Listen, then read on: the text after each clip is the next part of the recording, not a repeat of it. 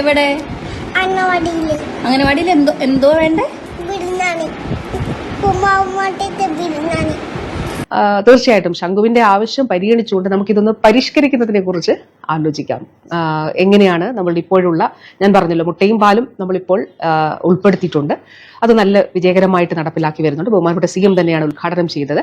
അപ്പോൾ നമ്മളുടെ ഈ ഒരു ഇപ്പോൾ നിലവിലുള്ള ഒരു മെനു എങ്ങനെ പരിഷ്കരിക്കാം എന്നുള്ളത് തീർച്ചയായിട്ടും പ്രിയപ്പെട്ട ശംഖു മോൻ ഉൾപ്പെടെയുള്ള എല്ലാ കുഞ്ഞുങ്ങളോടും പറയാനായിട്ട് ആഗ്രഹിക്കുകയാണ്.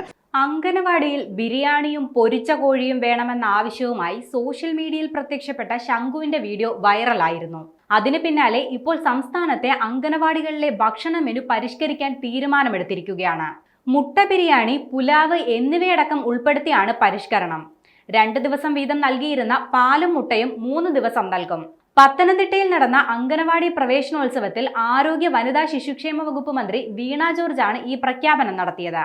ചടങ്ങിൽ മാതൃകാ ഭക്ഷണ മെനു മന്ത്രി പ്രകാശനം ചെയ്യുകയും ചെയ്തു. അംഗനവാടിയിലെ ഒരു കുഞ്ഞ് ശംഖു, അവന്റെ ഒരു വീഡിയോ വളരെ വൈറലായിരുന്നു.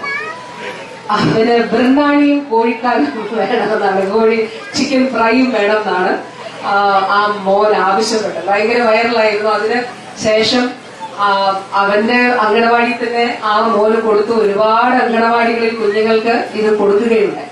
അപ്പൊ അവൻ അമ്മയോട് പറഞ്ഞു, എനിക്ക് ഉപ്പുമാവ് വേണ്ട, എനിക്ക് ഉപ്പുമാവിന് പകരം എനിക്ക് ബിരിയാണി തന്നാൽ മതി എന്ന് ശംഖു പറഞ്ഞു. അപ്പൊ നമ്മൾ ആലോചിച്ചു ഇത് എങ്ങനെയാ ചെയ്യാൻ പറ്റുന്നത്. അപ്പൊ നമ്മൾ മുട്ട കൊടുക്കുന്നുണ്ട് അംഗനവാടികളിൽ. ഞാൻ പറഞ്ഞല്ലോ, ആഴ്ച 2 ദിവസം മുട്ടയായിരുന്നു, അത് നമ്മളിപ്പോ 3 ദിവസം മുട്ടയാക്കിയത്. അതുകൊണ്ട് ഈ മുട്ട ഉപയോഗിച്ചിട്ടുള്ള ഒരു മുട്ട ബിരിയാണി നമ്മൾ ഇതില് ഉൾപ്പെടുത്തിയിട്ടുണ്ട്.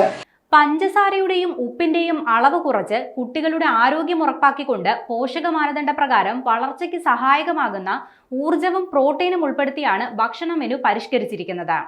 അംഗനവാടി കുട്ടികൾക്കുള്ള പ്രഭാത ഭക്ഷണം, ഉച്ചഭക്ഷണം, ജനറൽ ഫീഡിംഗ് തുടങ്ങിയ അനുപൂരക പോഷകാഹാരമാണ് പരിഷ്കരിച്ചത്. ഇതാദ്യമായാണ് ഏകീകൃത ഭക്ഷണ മെനു നടപ്പിലാക്കുന്നത്. പരിഷ്കരിച്ച മെനു അനുസരിച്ച് ഓരോ ദിവസവും വൈവിധ്യമായ ഭക്ഷണമാണ് അംഗനവാടി കുട്ടികൾക്ക് ഇനി നൽകുക. ഇടുക്കി ദേവികുളം ഗ്രാമപഞ്ചായത്തിലെ 1-ാം നമ്പർ അംഗനവാടിയിലെ ശംഖു എന്ന് വിളിക്കുന്ന റിജുൽ സുന്ദറാണ് ഇപ്പോഴത്തെ ഈ പരിഷ്കരണത്തിന് കാരണക്കാരനായിരിക്കുന്നത്. റിജുലിന്റെ അമ്മ പകർത്തി പങ്കുവച്ച വീഡിയോ സോഷ്യൽ മീഡിയയിൽ വലിയ രീതിയിൽ വൈറലായിരുന്നു.